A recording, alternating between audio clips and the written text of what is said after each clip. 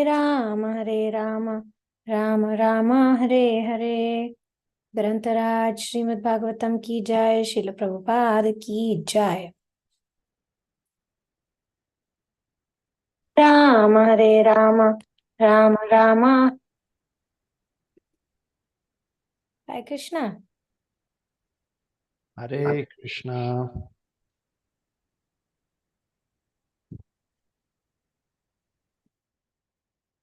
So we start from Bhagavatam 7, 9, 20.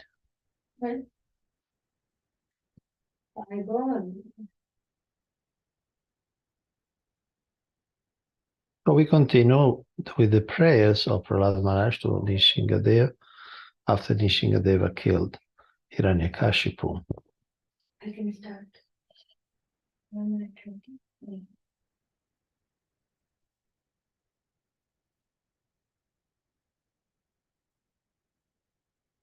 This 1:20. 1 minute.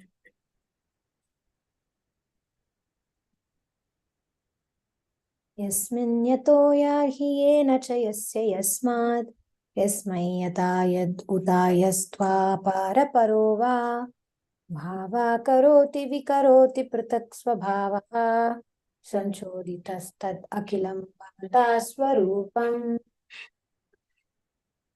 My dear Lord, everyone in this material world is under the modes of material nature, being influenced by goodness, passion, and ignorance.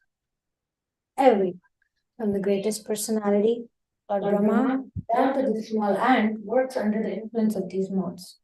Therefore, everyone in this material world is influenced by your energy. The cause for which they work, the place where they work, the time when they work, the matter due to which they work, the goal of life they have considered final, and the process for obtaining this goal, all are nothing but manifestations of your energy.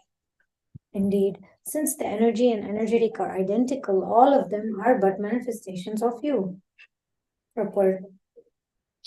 Whether one thinks himself protected by his parents, by the government, by some place, or by some other cause, everything is due to various potencies of the Supreme Personality of Godhead.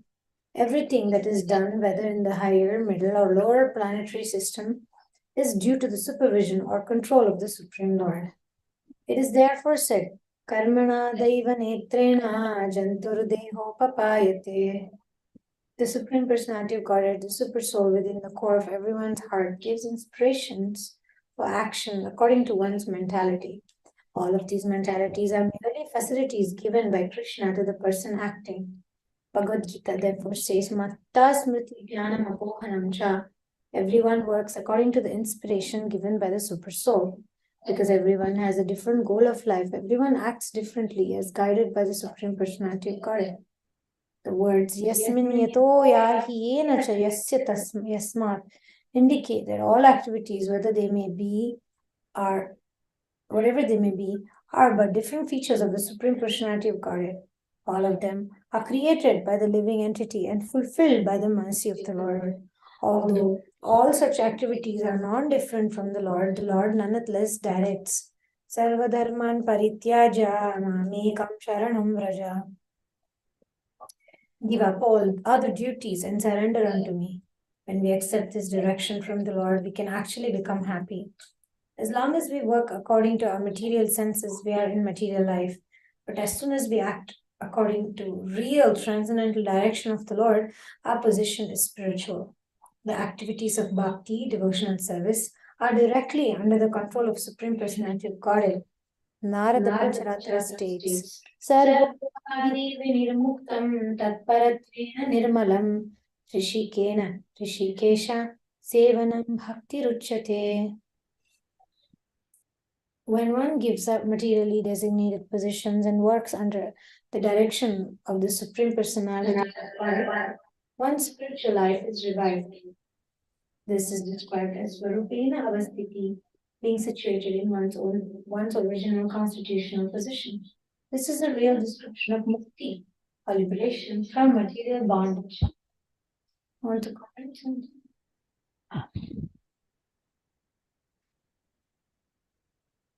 Maya Manashriti Karmaya Balihi Kalena chodita gunanumatena pumsaha chandomayam yad ajayarpita shodarsha ram samsara chakram ajoki kitare padanyaha.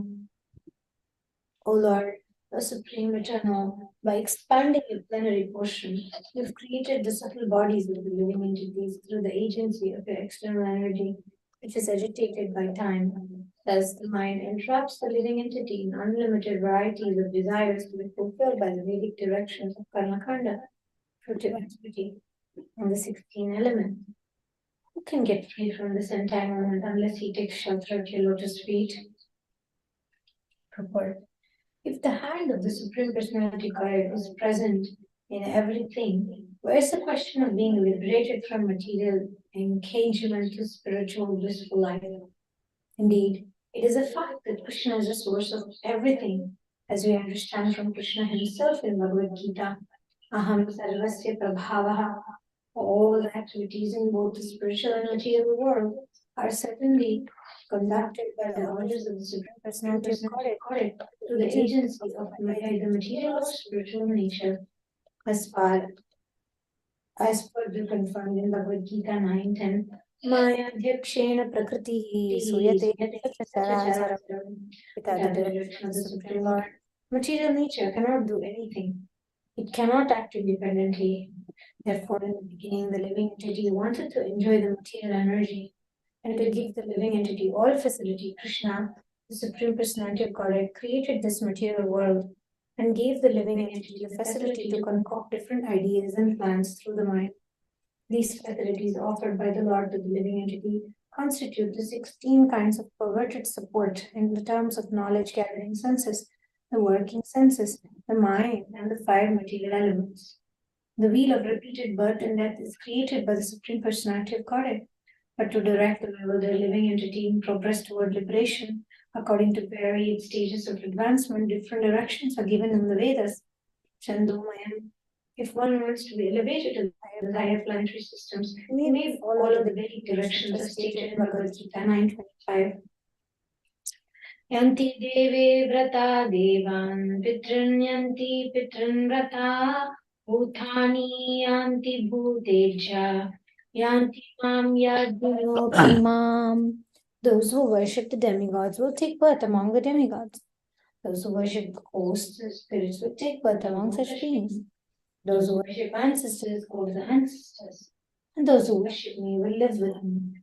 The real purpose of the Vedas is to direct one back home, back to God. But the living entity, not knowing the real goal of his life, wants to go sometimes here and sometimes there and do sometimes this and sometimes that.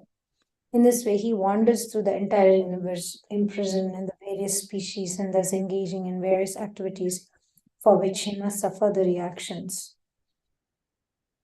Sri Chaitanya Mahaprabhu therefore says, Brahmanda Brahmiti Kono Bhagyavan Jiva Guru Krishna Prasade Paye Bhakti Lata Bij. Chaitanya Charitamrita Madhya Lila 19:5. The fallen conditioned living entity, entrapped by the external energy, loiters in the material world. But if by good fortune he meets a bona fide representative of the Lord who gives him the seed of devotion and service, and if he takes advantage of such a guru or representative of God, he receives the Bhakti Lata Bij, the seed of devotional service. If he properly cultivates Krishna consciousness, he is then gradually elevated to the spiritual world. The ultimate conclusion is that one must surrender to the principles of Bhakti Yoga, for then one will gradually attain liberation.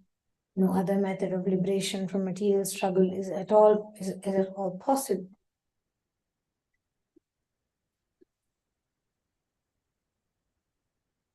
Sattvam hi nitya vijitatma guna swadhamna kalo vashikrit shrajya visarga shaktihi chakre vishritam ajayishvara sodashare nispidya manam upakara vibho prapanna. My dear Lord, O Supreme Great, you've created this material world of 16 constituents, but you're transcendental to their material qualities. In other words, these material qualities are under your full control, and you're never conquered by them. Therefore, the time element is your representation, My Lord, O Supreme, no one can conquer you. As for me, however, I am being crushed by the wheel of time, and therefore I surrender fully unto you. Now kindly take me under the protection of your lotus feet. Purport. The wheel of material miseries is also a creation of the Supreme Personality of Godhead, but he is not under the control of the material energy. Rather, he is the controller of the material energy, whereas the living entities are under its control. When we give up our constitutional position, Jiver Swarup Hai Krishna Nityadas, the Supreme Personality of Godhead creates this material energy and her influence over the conditioned soul. Therefore, he is the supreme and only he can deliver the conditioned souls from the onslaught of material nature. Mami Vaidyapadyante Maya Mitam Tarantite. Maya, the external energy, continuously imposes upon the conditioned souls the suffering of the threefold miseries of this world. Therefore, in the previous verse, Prahlāda Maharaj prayed to the Lord, but for your Lordship, no one can save me. Prahlāda Maharaj has also explained that a child's protectors, his parents, cannot save the child from the onslaught of birth and death, nor can medicine and physician save one from death, nor can a boat or similar means of protection save a person drowning in the water. For everything is controlled by the Supreme Personality of Godhead. Therefore, suffering humanity is surrendered to Krishna, as Krishna himself demands in the last instruction of Bhagavad Gita 1866. Sarvadharman parityaja mamekam sharanam vraja aham tvam sarvapapebhyo mokshishyami ma suchaha. Abandon all varieties of religion and just surrender unto me. I shall deliver you from all sinful reactions. Do not fear. All the human society must take advantage of this offer and thus be saved by Krishna from the dangers of being crushed by the wheel of time, the wheel of past, present, and future. Actually, I'd like you to comment something about this verse that abandon all varieties of religion and just surrender unto me. I shall deliver you from all sinful reactions. Why, even though we gave up everything and came to Krishna consciousness, we're still suffering consequences of our sinful activity. Well, first of all, see, there are different stages of fructification of the sinful activities. So some already in the Prahlāda stage, they already come out, like this body. This body is a result of activities, including sinful activities. So it's not that the moment you start chanting Hare Krishna, the body disappears. So certain karma have already taken place. They're already being expressed in the situation. So, of course, if we create more sinful activities, one sense is even worse because we are sinning in knowledge. Some people just sin in the sense, okay, they're in ignorance in a country, everybody eats meat, they also eat meat. They don't think they're doing something wrong. Their scripture doesn't say anything, or their teachers doesn't say anything. So, but some devotee who do sinful activity after becoming a devotee may actually incur more. This is also an offense to not follow the instruction of the guru. But besides that, it's like, again, as I said, some are already manifested. Like we are born in a certain family, and which means not only the date of birth and the place of birth, but also the culture that we acquired. It's like we learn a certain language. One may think, oh, I learned this language, but it's not so useful. Still, I mean, it's not that automatically you will learn a different language or you speak a more useful language. So I'm not sure exactly what would be the doubt about this question. So I think it's not like a magical thing. Okay, Krishna, I surrender and then all the sins are gone and then I'm happy living. No, I won't say it is more than magical, because magical is still within the modes of nature. So the point is that sometimes it may not be visible. It may happen. Like in the third canto, Srila Prabhupada says Kanishta Adhikari is becoming imperceptibly liberated. Imperceptibly means that you cannot observe it. Maybe you see the same person, the same face, the same nose, same ears, the same, maybe the same way he walks, like that. But it's imperceptibly liberated now. It's chanting the holy name, it's taking initiation, he has already been free from all reactions. So it's like it's pure, and maybe if he dies right now, he goes to Krishna. So it's not that it doesn't work. It may work in a way that you may not be. It's not like the superheroes that, okay, boom, they jump. Superman, they takes out the shirt, which got that Superman. What do you call T-shirt, or what do you call with the S, like that? So now the body, boom, and then it starts flying in the sky. No, the shirt may be the same and it doesn't fly in the sky, but now is counted in the Krishna's family. I like the point that it's happening, but we can't see it sometimes. Yeah. All right. The word nishpidyamana, being crushed, is very significant. Every living entity in the material condition is actually being crushed again and again.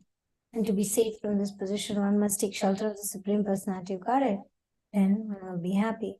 The word prapannam is also very significant, for unless one fully surrenders to the Supreme Lord and cannot be saved from being crushed. A criminal is put in prison and punished by the government. The same government, if it likes, can release a criminal from imprisoned life. Similarly, we must know conclusively that our material condition of suffering has been allotted to us by the Supreme Personality of Godhead. And if we want to be saved from the suffering, we must appeal to the same controller. Thus, one can be saved from the material condition.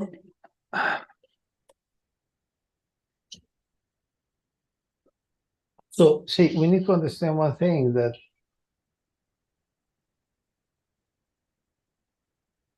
there's an aspect of public relation. In other words, if people start chanting Hare Krishna and immediately become rich, immediately they become mystic powers that fly in the sky, or if there's some physical deformity gets fixed, then bhakti will attract all sorts of people who are all interested in that. Just like what's Prabhupada discussing about the possibility of polygamy, having more than one wife. But then he discouraged the devotees because he said, look, different reason. One reason what will attract is people who are interested to have more wives, Oh, in the Hare Krishna movement, I can marry more wives. So yeah, let's go. And so what kind of people in other words, what kind of people you want to attract? So if Bhakti Yoga was something so spectacular from the material point of view, that as soon as you take initiation, money, beauty, all they know. Jamashvarya Shuta should be, you become super intelligent externally, you become super beautiful, you become super influential. Then what kind of people become attractive? Just super kind of fruity people. That's another aspect. But then what about the dilemma, like say if it's a personal dilemma for me? On one side, I feel like I should only do Bhagavatam and preach philosophy. But on another side, my profession is to help people through astrology and help them with their problems, with marriage and with health and with finance. So what is the dilemma? Like I feel like in my life, even the path of astrology is still Krishna, Sudarshana, Sima, like that. But then I feel like what you're saying kind of contradicts what I'm doing. Why? Because you said if you help people just with the problems and pains, they will come only for that. They will not come for Krishna. No, it's different. First of all, I was saying in a spectacular way that people, some people is old, okay, becomes young, things like spectacular thing, extraordinary transformation, immediate and cheap. That's what I was talking about. The point is that a Brahmana helps people. Srila Prabhupada, that's what the Brahmanas do. Now, Srila Prabhupada explained, for instance, that all Brahmanas, they were knowing Jyotish and they knew Ayurveda. Now, And it's also part of the profession. Everybody has to make a living, unless one is a sannyasi, brahmachari, vanaprastha, they can just beg or something. Everybody has to make a living honestly. Mm-hmm. And if somebody doesn't have any inheritance and has to produce economy, then Brahmana can do these Brahminical things, which is for help people. Now, some Brahmana may be more attached to do it for money, but the idea is that, okay, you guide people. Ayurveda, this is how you eat. This is what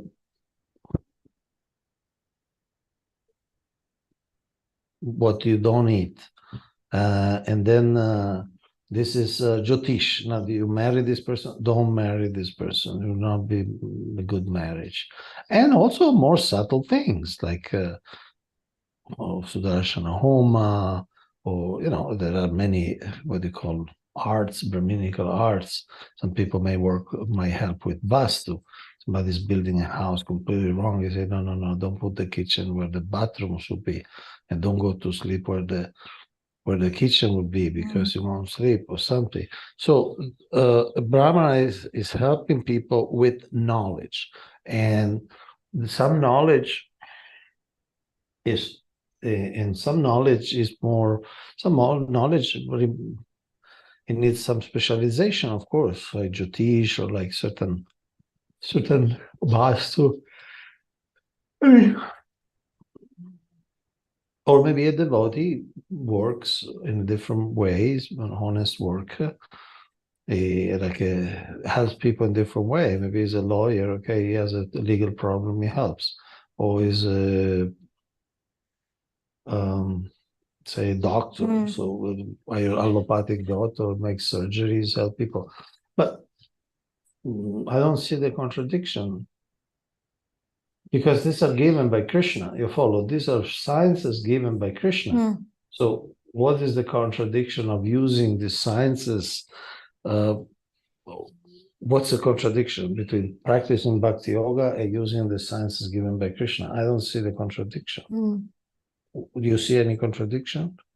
Some people do. And some people do. Some people do all sorts of things and think all sorts of things.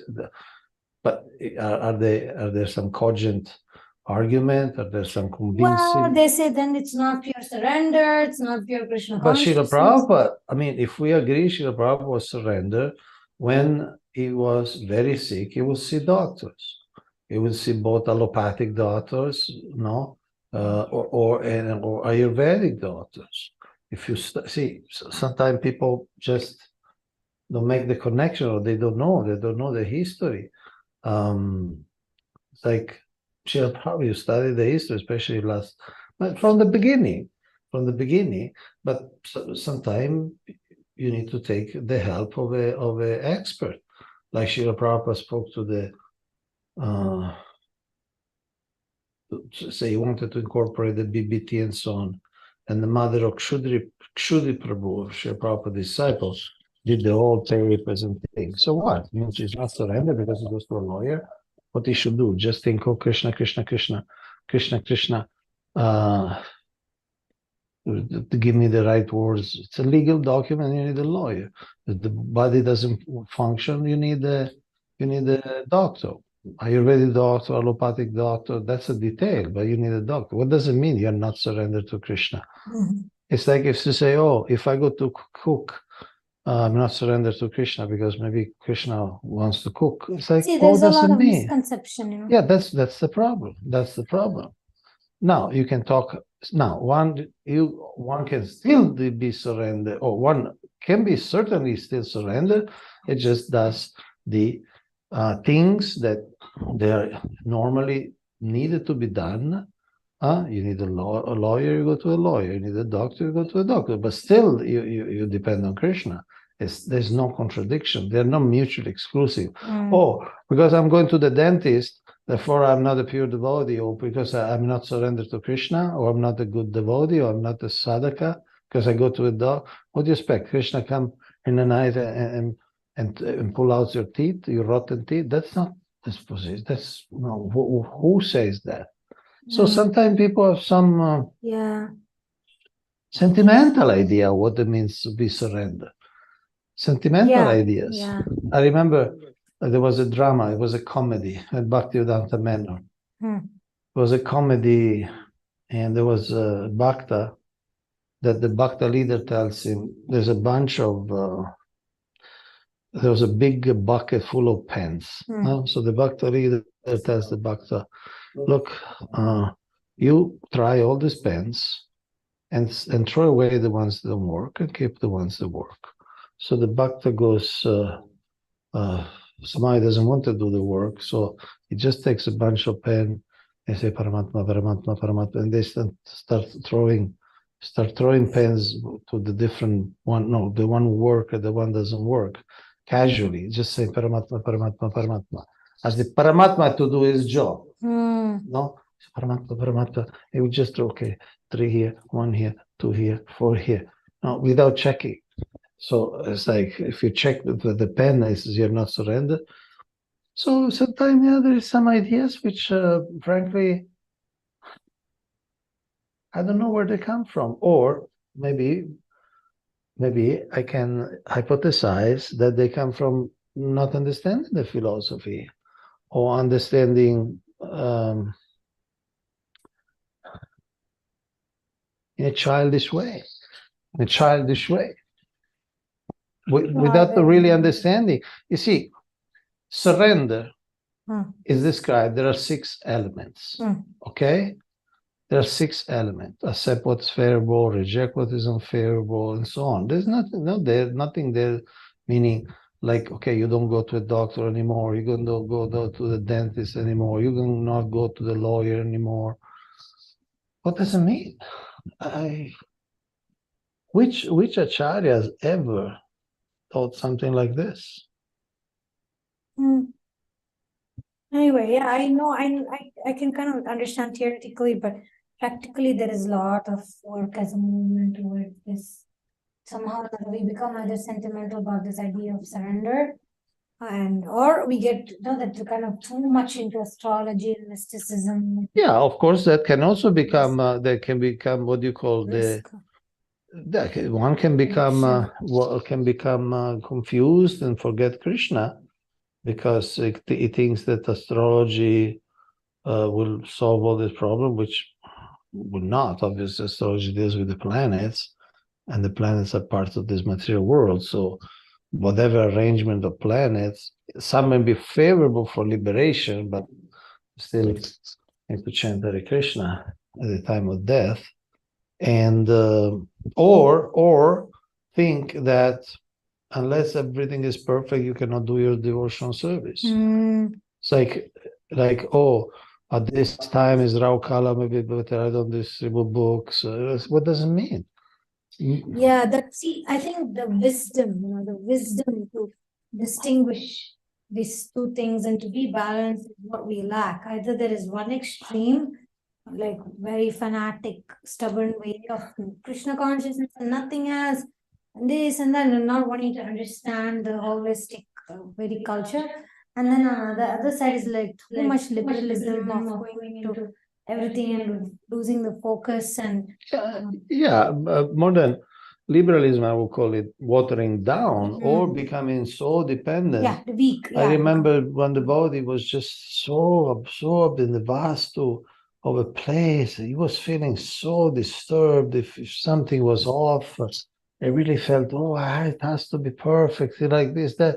And it just, instead of, say, being grateful to Krishna, was more lamenting that, oh, this is not there. They were all details, frankly, from what I remember in this dialogue. And the person was so disturbed. And, oh, no, this, no, that's like.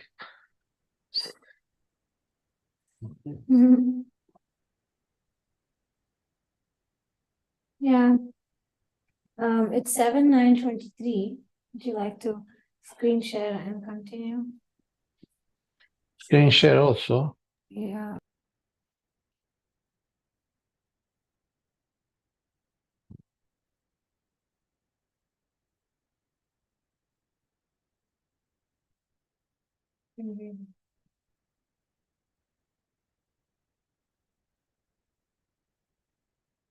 Drishamaya Vivivibo Kiladishnapanam Ayushriyo Vibhava Ichati Anjanoyam Yasmat Pitu Kupita Hausa Vijimbita Bru Vispurjitina Lulita Satute Nirasta. My dear Lord, people in general want to be elevated to the higher planetary systems for a long duration of life, opulence and enjoyment. But I've seen all of this through the activities of my father. When my father was angry and he laughed sarcastically at the demigods, they were immediately vanquished simply by seeing the movements of his eyebrows. Yet my father was so powerful as not been vanquished by you within a moment. Purpose share proper within this material world, one should understand by practical experience the value of material opulence, longevity, and influence. We have actual experience that even on this planet, there have been many great politicians and military commanders like Napoleon, Hitler, Subhas Chandra Bose, and Gandhi. But as soon as their lives were finished, their popularity, influence, and everything else were finished also. Prahlāda Maharaj formerly gathered the same experience by seeing the activities of Hiranyakashipu, his great father. Therefore, Prahlāda Maharaj did not give any importance to anything in this material world. No one can maintain his body or material achievements forever. Vaishnava can understand that nothing within this material world, not even that which is powerful, opulent, or influential, can endure. At any time, such things may be vanquished. And who can vanquish them? Supreme Personality of God. And therefore, one should conclusively understand that no one is greater than the Supreme Great, since the Supreme Great demands Sarvadharmam Paridyaja, Mamekam Sharanam Vraja. Every intelligent man must agree to this proposal. One must surrender to the Lord to be saved from the wheel of repeated birth, death, old age, and disease. Pretty straightforward, although this is something that people often miss, that whatever we build here will be destroyed. Even in the Christian religion, there is this teaching, don't build, apparently Jesus said that don't build, I don't know the English traditional translations, but basically don't build treasures in this world where there is rust and thieves that attack them, but build treasures in the kingdom of God. In other words, build credits, spiritual credits, where that will be eternal.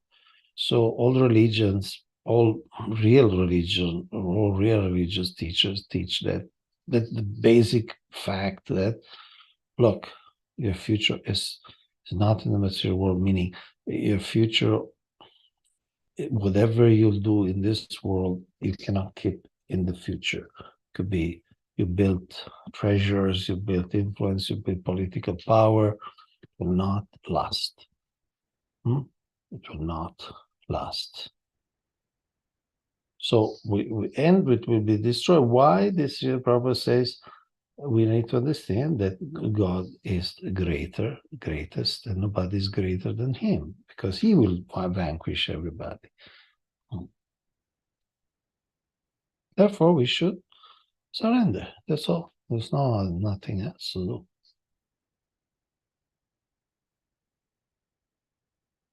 Tasmadamustanubhritam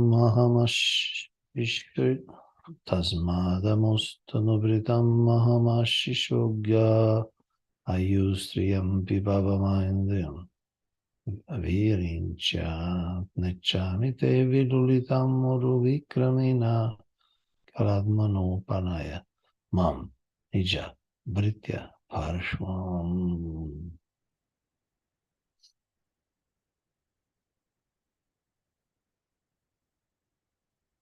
My dear Lord, now I have complete experience concerning the worldly opulence, mystic power, longevity, and other material pleasures enjoyed by all living entities. Right. From Lord Brahma down to the end. As powerful time, you destroy them all. Therefore, because of my experience, I do not wish to possess them. My dear Lord, I request you to place me in touch with your pure devotee and let me serve him as a sincere servant. So, this is like, of course, Prahlāda Maharaj already did this shift a long time ago, but it's like representing the shift, the psychological shift that one should do, understanding that any power, mystical power, longevity, and so on, they are temporary because they'll be destroyed by the agents of God, by time. So then Sri Prahlāda said, I do not wish to possess them. Why should I work hard for something that will go, won't satisfy me, won't satisfy my need for permanent source of happiness? My dear Lord, I request you to place me in touch with pure devotee and let me serve him as a sincere servant.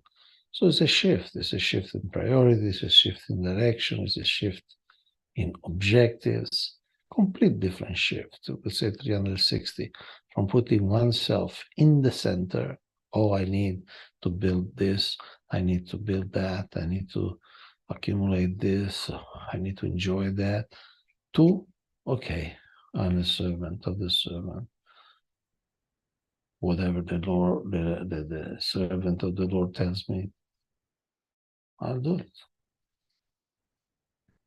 Or by Srila Prabhupada. By studying Srimad Bhagavatam, every intelligent man can get experience like that of Prahlāda Maharaj through the historical incidents mentioned in this great literature of spiritual knowledge. By following the footsteps of Prahlāda Maharaj, one should gain thorough experience that all material opulence is perishable at every moment. Even this body for which we try to acquire so many sensual pleasures may perish at any time. The soul, however, is eternal. The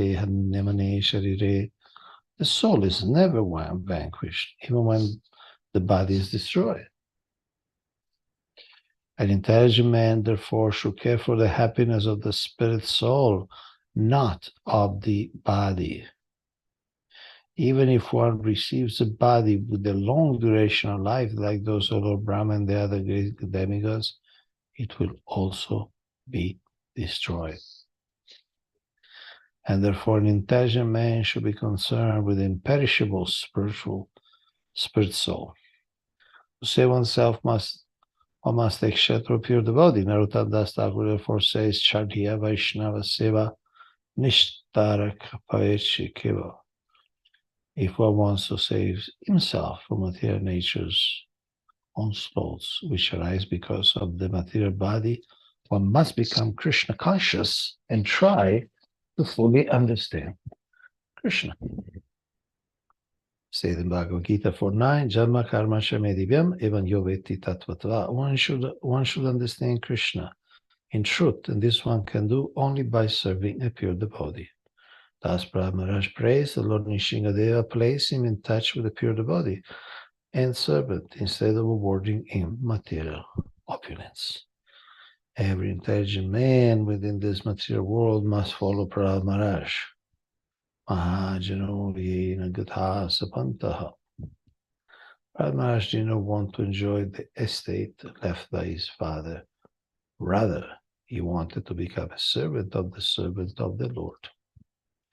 Illusory human civilization that perpetually endeavors for happiness through material advancement is rejected by Prahlāda Maharaj and those who strictly follow in his footsteps.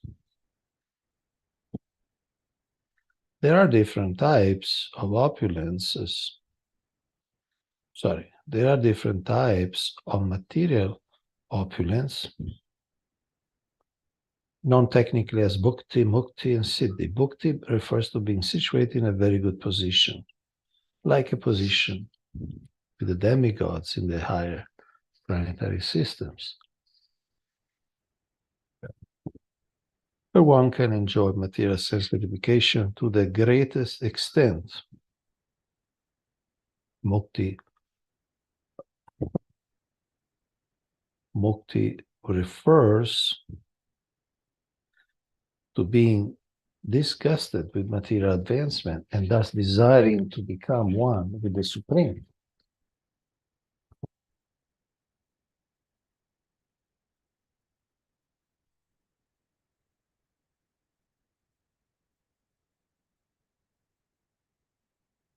You don't use it, close it and put it aside, no?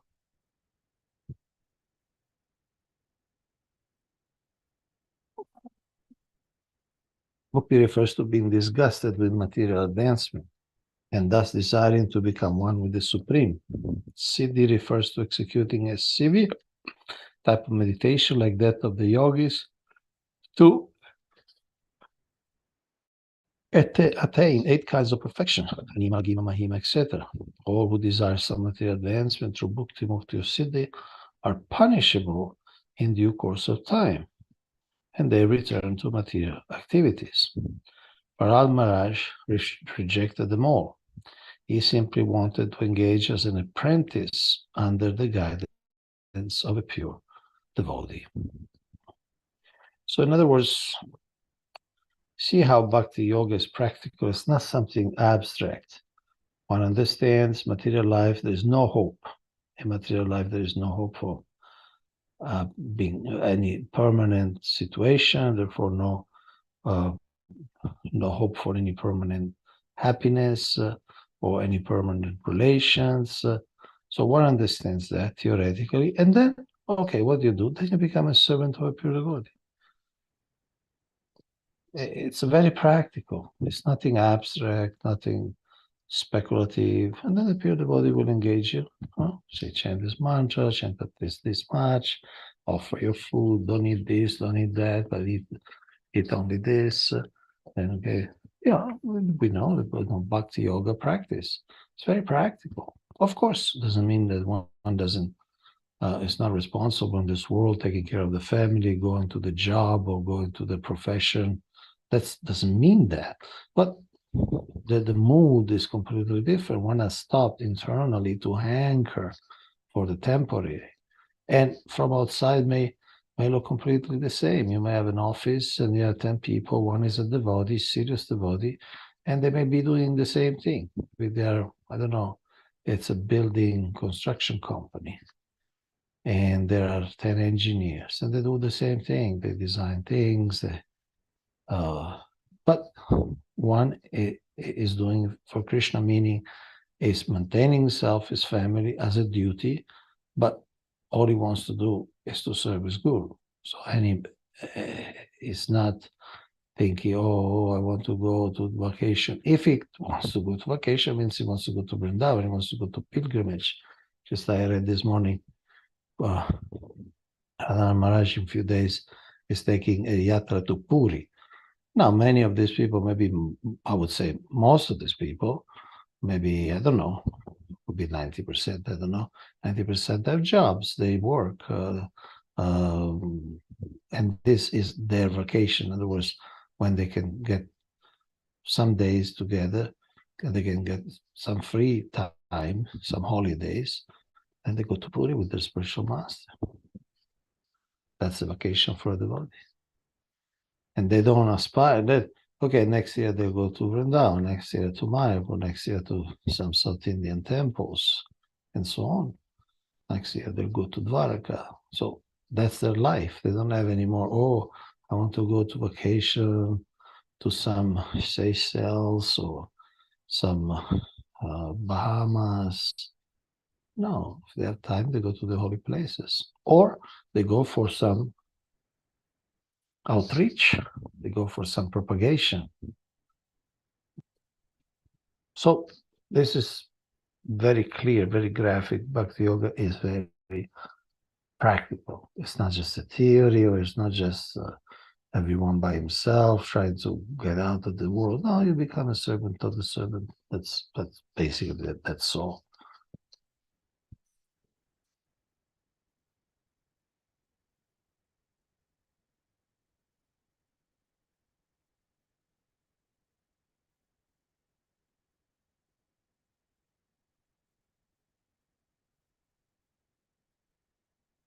So Srila Prabhupada makes also a kind of stern statement. He say, all who desire some material advancement through bhakti, mukti, or siddhi, for materialistic people, personal, aspiring in personal liberation, or aspiring for mystic power, are punishable in the course of time and they return to material activities. It's not a solution.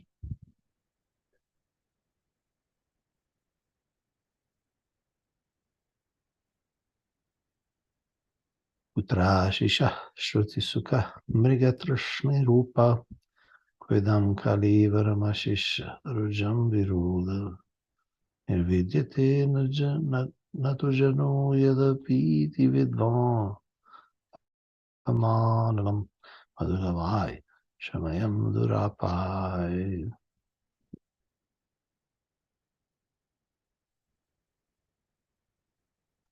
Translation: in this material world, every living entity desires for some future happiness, which is exactly like a mirage in the desert. Where is water in the desert? Or in other words, where is happiness in this material world?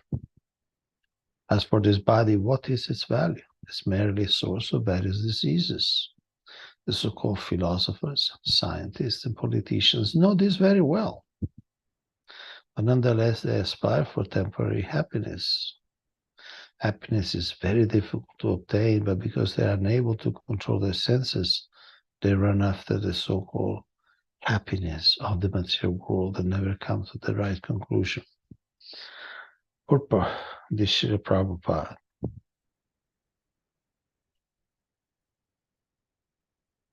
There is a song in the Bengali language which states, I constructed this home for happiness, but unfortunately there was a fire and everything has now been burned to ashes.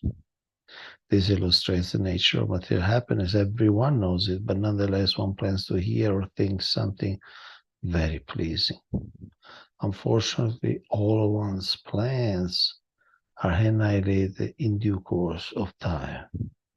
There are many politicians who plan empires, supremacy, and control of the world, but in due time, all their plans and empires, even the politicians themselves, were vanquished. Everyone should take lessons from Prahlāda Maharaj about how we are engaged in so-called temporary happiness through bodily exercises or sense enjoyment. All of us repeatedly make plans which are all repeatedly frustrated. Therefore, one should stop such plan making.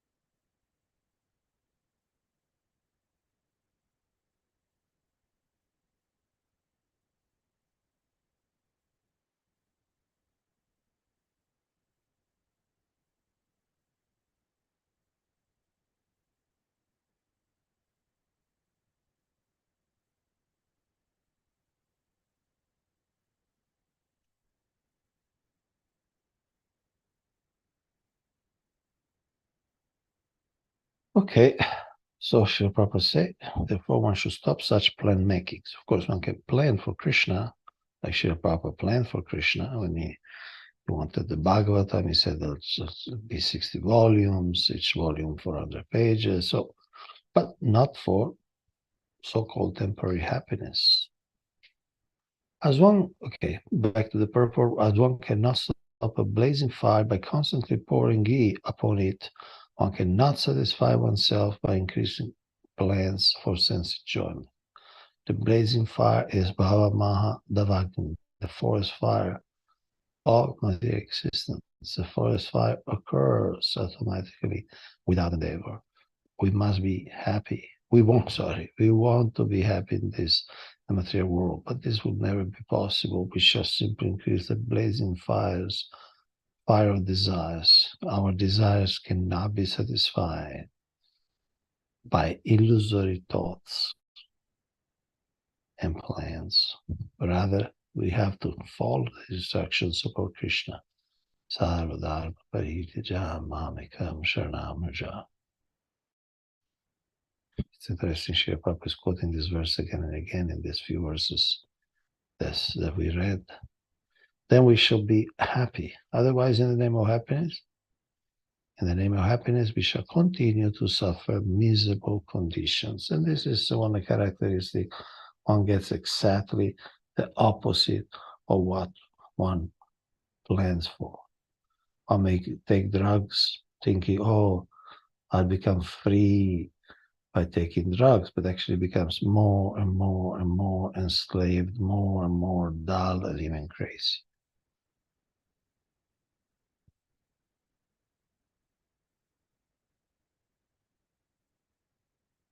Vaham raja pravavaishata modikesmin jata suretara kule vakvatana vakvanukampam na brahmano na dubhavasya navai ramaya yamer pita shirasipadma kara prasadam.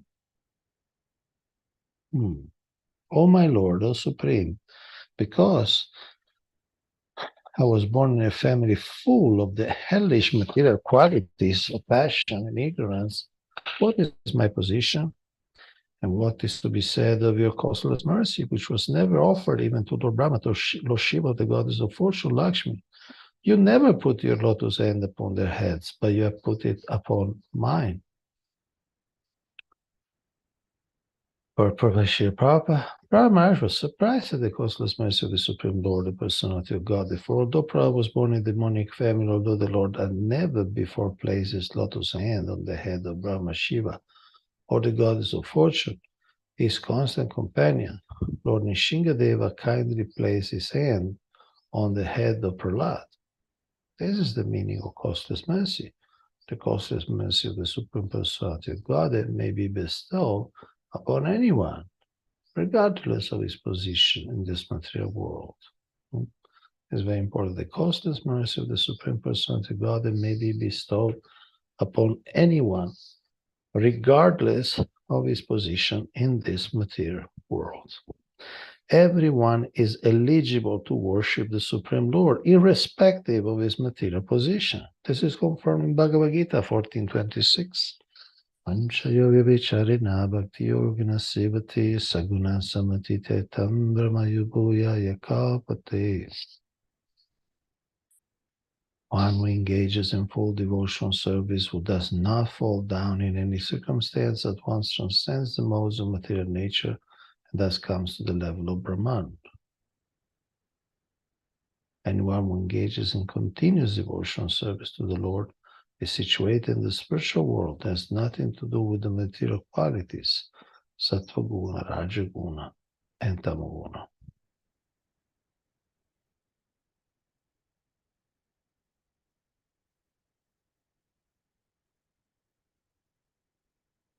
Because Prahlāda Maharaj was situated on the spiritual platform, he had nothing to do with his body, which had been born of the modes of passion and ignorance.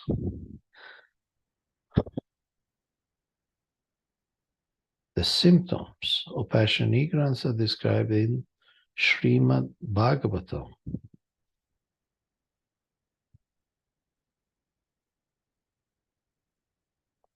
1:19 as lust and hankering. Tadarajastamo bhava kamalobhadayaschaye. Prahlāda Maharaj, being a great devotee, taught the body born of his father to be born of passion and ignorance, but because Prahlāda was fully engaged in the service of the Lord, his body did not belong to the material world.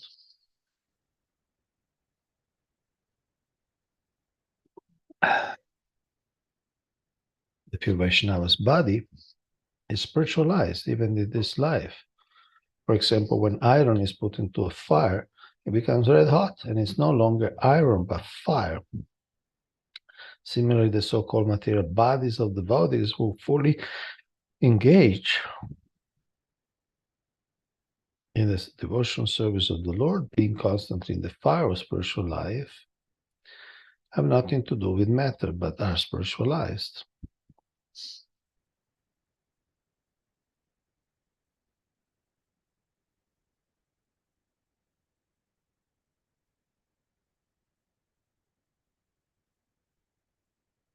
Srila Madhvacharya remarks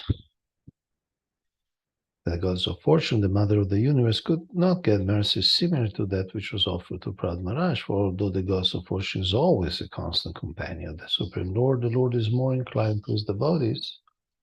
In other words, devotional service is so great that when it is offered, even by those born in low families, the Lord accepts it as being more valuable than the service offered by the goddess of fortune. Lord Brahma, King Indra, and the other demigods living in the upper planetary system are situated in a different spiritual consciousness, and therefore they are sometimes troubled by demons. The devotee, even if situated in the lower planets, enjoy life in Krishna consciousness under any circumstances. Parata svata karmataha.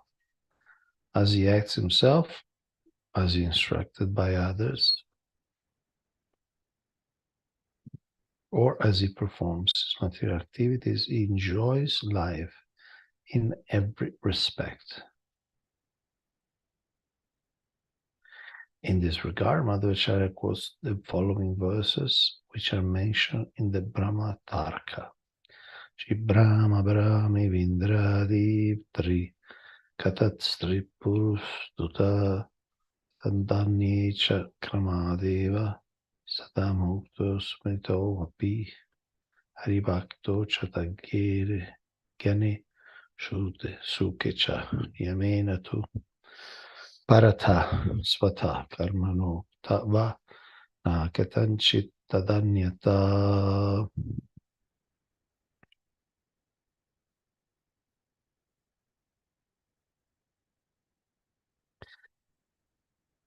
Okay, next verse.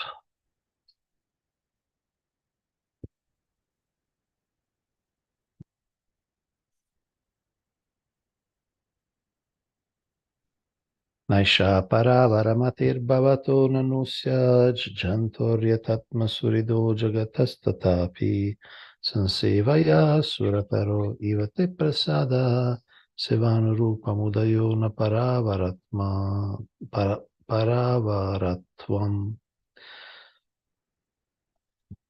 Unlike an ordinary living entity, my Lord, you do not discriminate between friends and enemies, the favorable and the unfavorable, because for you there is no conception of higher or lower. Nonetheless, you offer your benedictions according to the levels of one's service, exactly as a devotee, as a desire tree delivers fruits according to one's desires and make no distinction between the lower and the higher. Bhagavad Gita 4:11, the Lord clearly says, Ye yatamam pravadyante tam sataya bhajamyaham. As ye surrender to me, I reward him accordingly. Stated by Sri Chaitanya Mahaprabhu, Jivera Sarupavai Krishna Nityadas, every living being is an eternal servant of Krishna. According to the service the living entity renders, he automatically receives benedictions from Krishna, who does not make distinctions. Thinking, here is a person in intimate relation with me, and here is a person I dislike. Krishna advises everyone to surrender to him. Sarvadharma pariteja mamekam sharanam vraja. Again, Srila Prabhupada quotes the same verse. One's relationship with the Supreme Lord is in proportion to that surrender and the service one renders unto the Lord. Thus, throughout the entire world, the higher or lower positions of the living entities are selected by the living entities themselves. One is inclined to dictate that the Lord grants something, one receives benediction according to his desires. If one wants to be elevated to the higher planetary systems, the heavenly planets, he can be promoted to the place he desires. If one wants to remain a hog or a pig on earth, the Lord fulfills that desire. too, also. Therefore, one's position is determined by what one desires. The Lord is not responsible for the higher or lower grades of our existence. This is so important.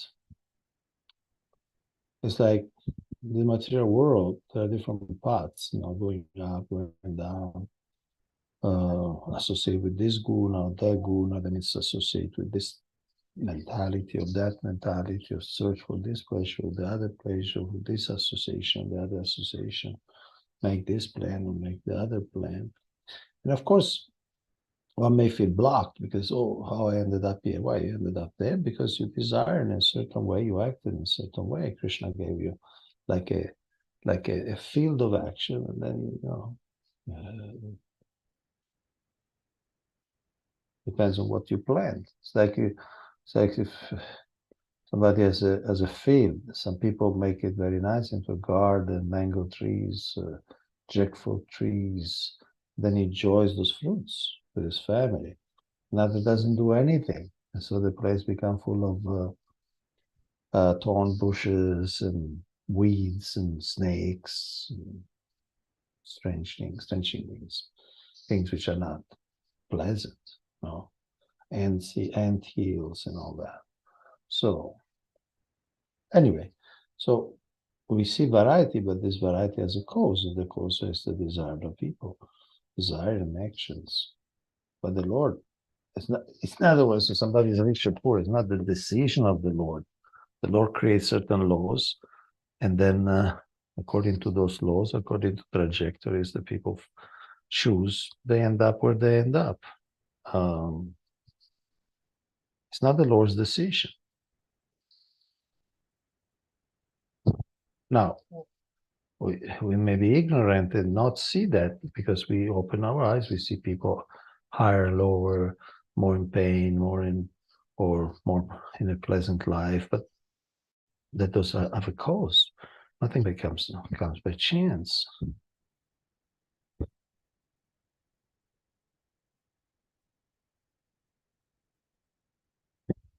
So one's position is determined by one's desires. And of course, desires are then actions on that desire. The Lord is not responsible for higher or lower grades of our existence. This is further explained quite definitely in Bhagavad Gita 9.25 by the Lord himself. Yanti Deva, Vrata Deva, Piti Yanti Pitim Vrata, Utani Yanti Bhute Ja, Yanti Mam Yajinopi Mam.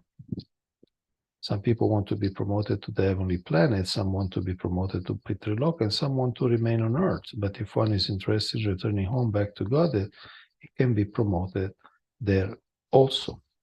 It's interesting because this verse says, if one worship the devas, goes to the devas. If one worship the pitris, goes to the pitris. If one worships the ghosts, go to the ghosts. And one worship Krishna, one goes to Krishna. It's interesting that modern life is even kind of lower than that. People don't even, some people just say that I don't believe in ghosts, that every single villager in India knows that there are subtle entity, living beings like us who lost a gross body, and due to how they died, committed suicide or an accident or whatever, they are in a subtle body. And some of them are more powerful, some Brahma Rakshas, so they can harass others also, because somehow they influence matter, even gross matter. So they create noises, so they scare people and so on. So, but the point is that the human society is so degraded, doesn't even, sometimes they don't even believe in ghosts. What ignorance.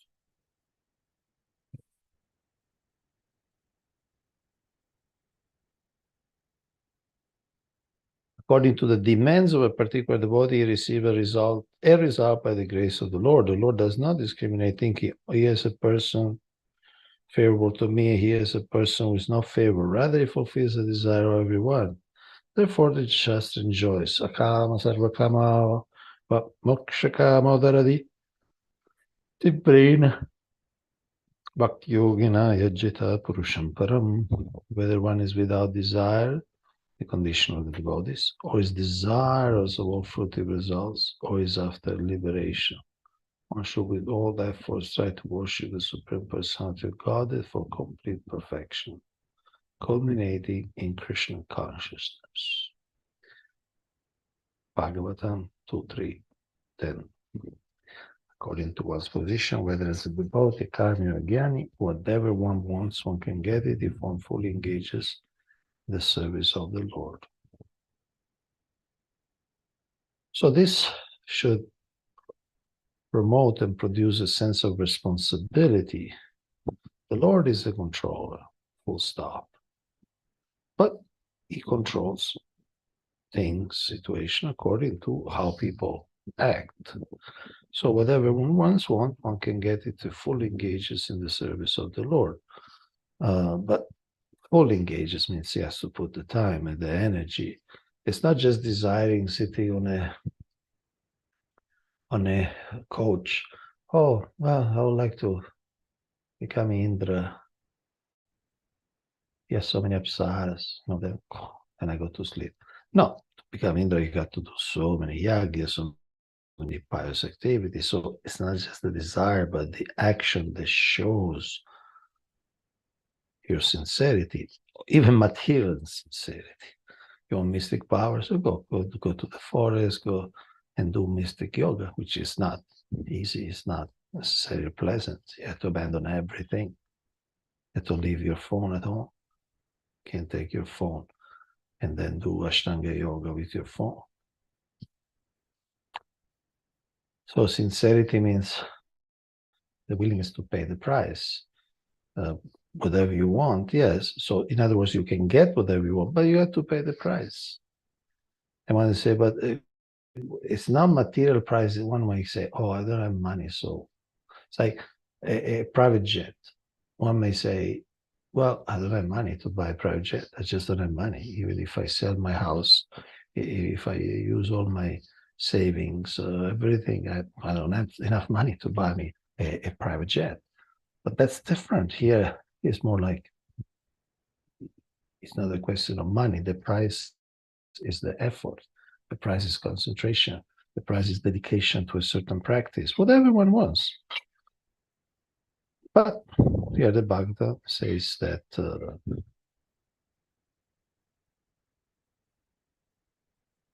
whether as a devotee, karmi, or jnani, whatever one wants, one can get if one fully engages in the service of the Lord. Want to go back reading? Now? Okay, we are in text 28.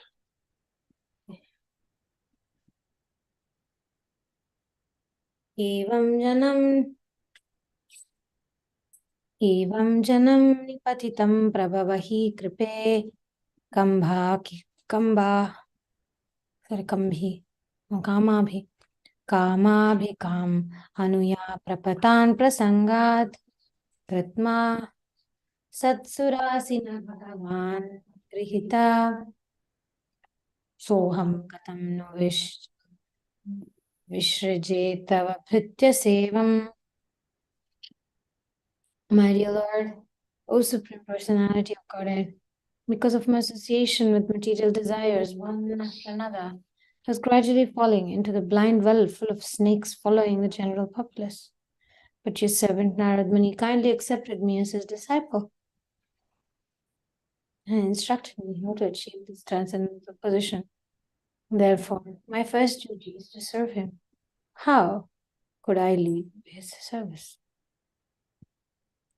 Why he's asking about leaving service, Dinashing? Sorry, it's a rhetorical question.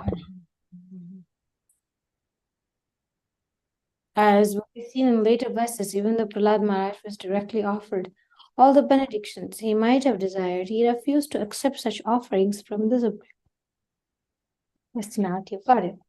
On the contrary, he asked the Lord to engage him in the service of his servant Narad Muni. This is a symptom of a pure devotee. One should serve the spiritual master first. It is not that one should bypass the spiritual master and desire to serve the spiritual master. Serve the Supreme Lord. This is not the principle for a Vaishnava. Narottam Das Thakur says, Tandera Charana Sevi Bhakta Sanevasa Janame Janame Hai Abhilasha. One should not be anxious to offer direct service to the Lord. Sri Chaitanya Mahaprabhu advised that one becomes servant of the servant of the servant of the Lord. Gopi Bhartur Padakamalayor Dasa Dasa Dasana Dasa. This is the process for approaching the Supreme Lord.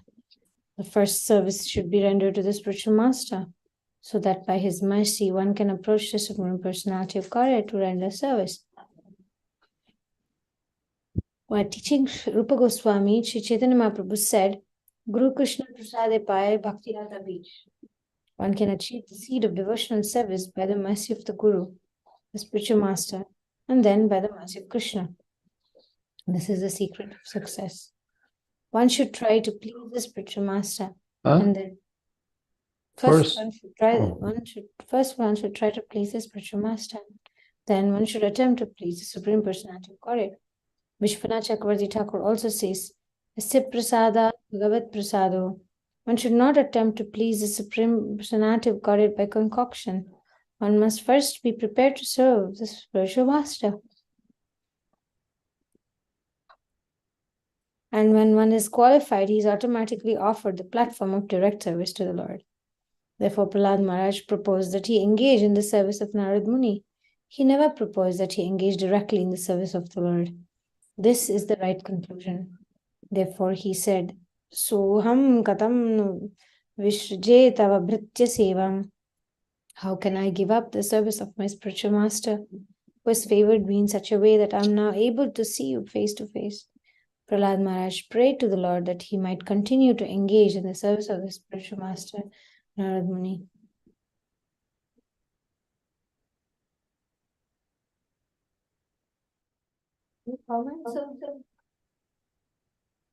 Well, I mean, in one sense, a sense of safety, that the same thing Prahlāda Maharaj was speaking millions of years ago is the same principle we learn in ISKCON, no? Yes, prasada, bhagavat prasada, sarprasada, nagati kutopi.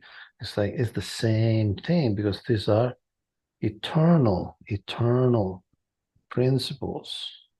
There is a verse at the beginning of Bhagavatam, in the first canto, second chapter, after Sutta Goswami explained the whole process of devotional service, and which culminates with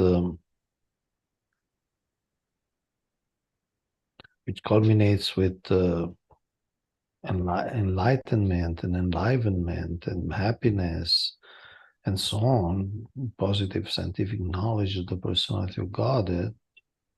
So, ato bhai kavato kavayo nityam.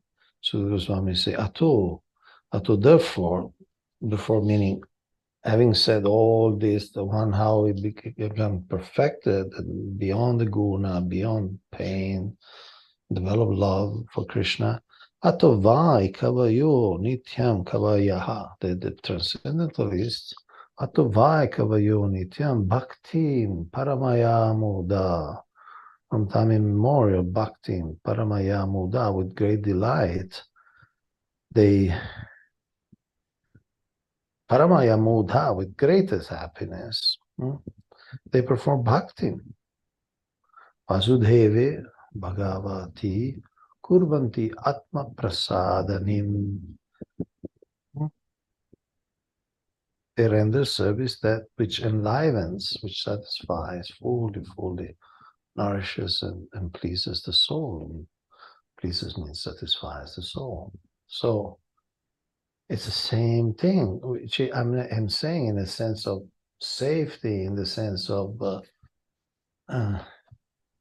realizing how we are in good hands. We are in the hands of an eternal process. And all the gurus say the same thing. In this verse, Srila Prabhupada quotes Narottam Das Thakur, who was around, say, more than 400 years ago, or at least, yeah, basically. And around 400 years ago, let's say, and then he quotes Prahlāda Maharaj, who was around much longer. Then he quotes Sri Chaitanya Mahaprabhu, who is obviously a Supreme Personality of God. And then he quotes Vishwanath Chakravarti Thakur, who was after Narottam Das Thakur. So they all say the same because these are eternal principles. And so we shouldn't see material, meaning material, because we are in 21st century, will apply also to our ISKCON gurus today. Yes, and if we apply in the 22nd century, 23rd century, 25th century, 38th century, because they're eternal principles.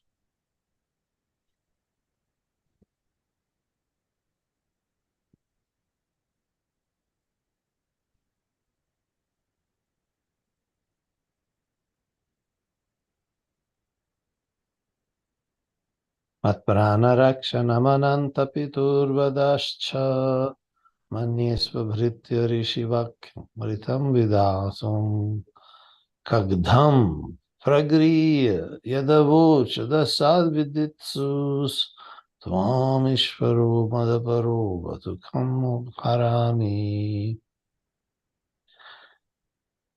My Lord, O unlimited reservoir of transcendental qualities, you have killed my father, Hiranyakashipu, and saved me from his sword. He had said very angrily, if there is any supreme controller other than me, let him save you.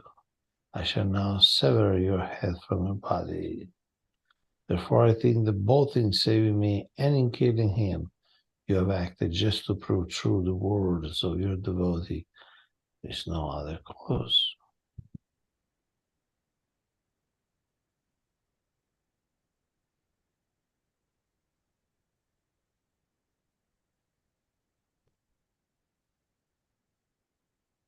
Gita 9:29, the Lord says, Samoham Sarvbhuteshu Amidvesha Stina Priya Yabajanti Tumam Bhaktya Maite Teshu Chapi Aham. Supreme Personality of God is undoubtedly equal to everyone, has no friends and no enemy, but as one desires benefit from the Lord is very pleased to award them. The lower and higher position of all different living entities are due to their desires. For the Lord, being equal to all, fulfills everyone's desires. The killing of Hiranyakashipu and saving of Prahlāda Maharaj also strictly follow this law of the Supreme Controller's activities. When Prahlāda Mother, Hiranyakashipu's wife, Kayadu, was under the protection of Narada, she prayed for the protection of her son from the enemy. Narada Muni gave assurance that Prahlāda Maharaj would always be saved from the enemy's hands.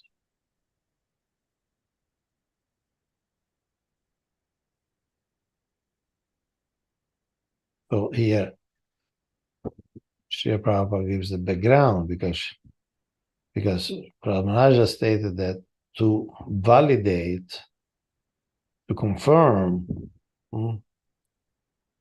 Rishi Vakyam Ritam Vidhatum, to prove the truth of Rishi Vakyam, of what is the Rishi Narada Muni said, then you saved me and killed Hiranyakashipu. So here he's explaining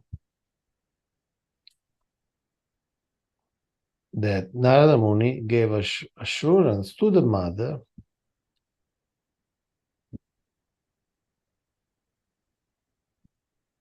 that her son will always be safe from the enemy's hands. Thus, when Hiranyakashipu was going to kill Prahlāda Maharaj, the Lord saved Prahlāda to fulfill his promise in Bhagavad Gita, Kantaya Pratyarjani Bhakta Pranashati, and to prove through the words of Narada. The Lord can fulfill many purposes through one action. As the killing of Hiranyakashipu and the saving of Prahlāda were enacted simultaneously to prove the truthfulness of the Lord's devotee and the fidelity of the Lord himself to his own purpose. The Lord acts only to satisfy the desires of his devotees. Otherwise, there's nothing to do. This is an interesting concept. He doesn't have all he has is rasa, relationships. He doesn't need anything outside himself. He's Atmarama.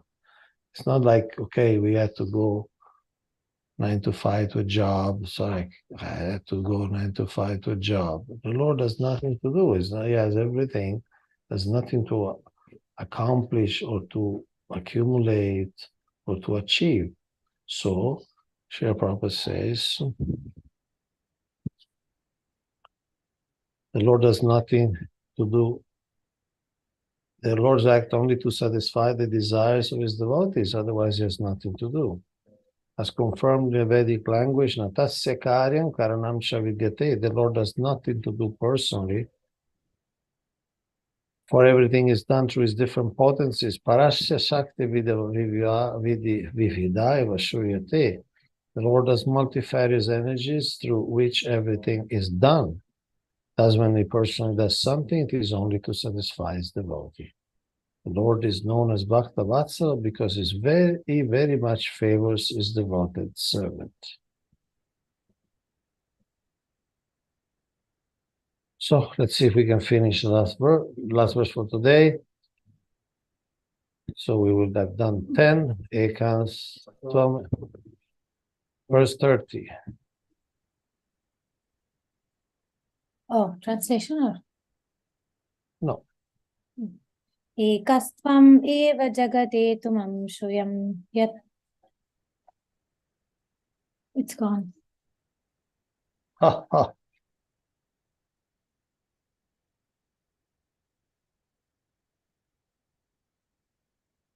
Amsumyatvam adhyanto pritagavayasya madhyastacha shashvata gunavyatikaram nijama. No, it's not Shastava.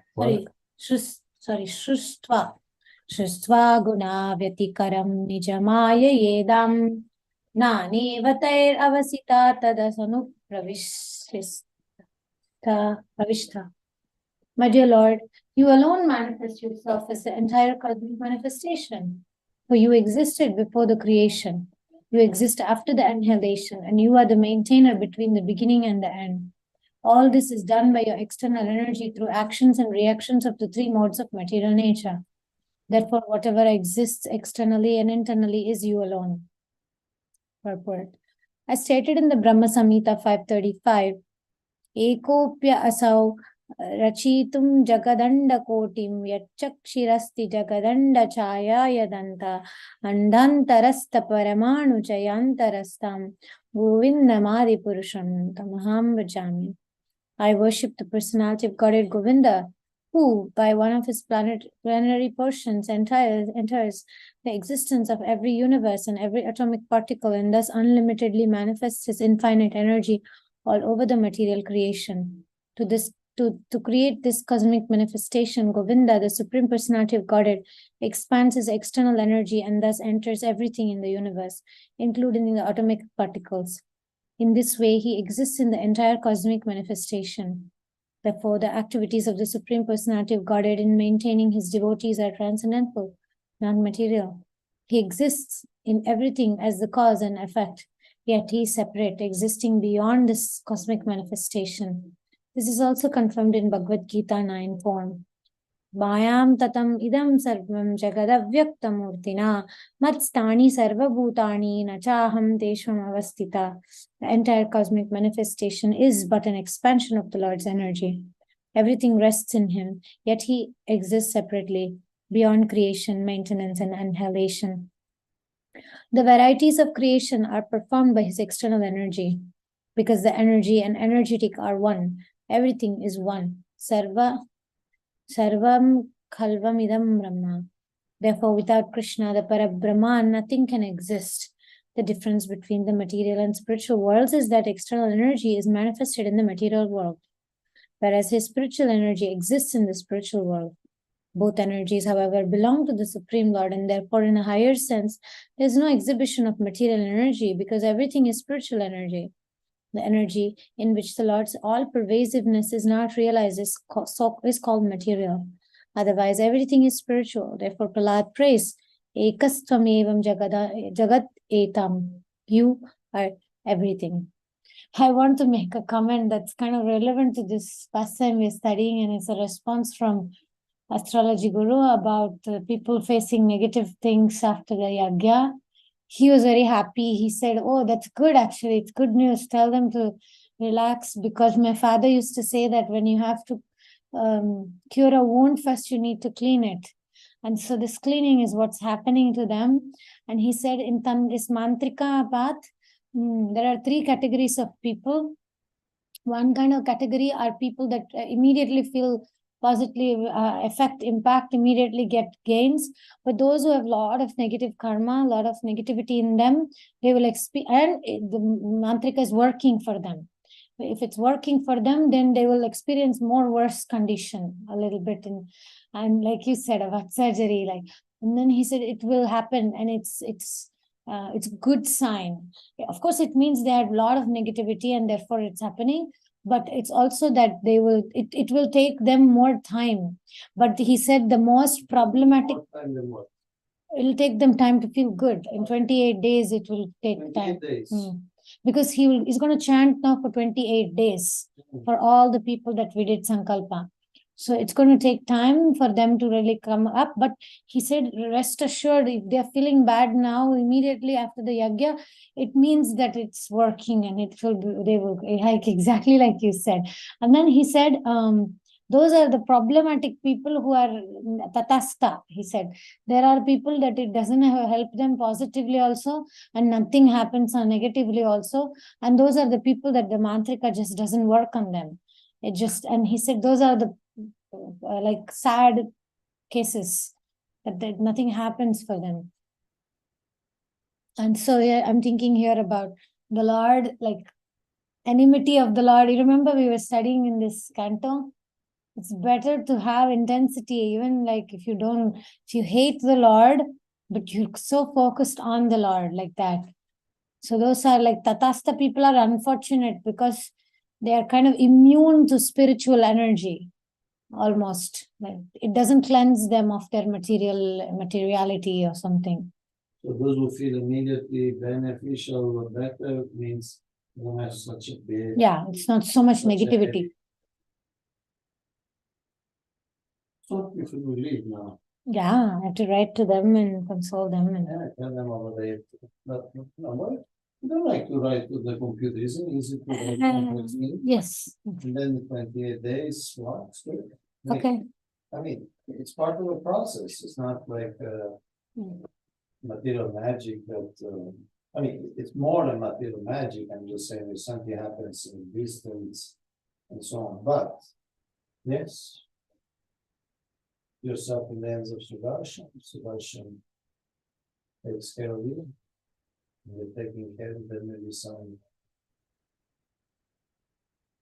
burning sensations. Okay, so that's it for today. Thank you for whoever watches this video. Now we continue tomorrow this Bhagavatam for the independent people. Thank you. Hari Bol.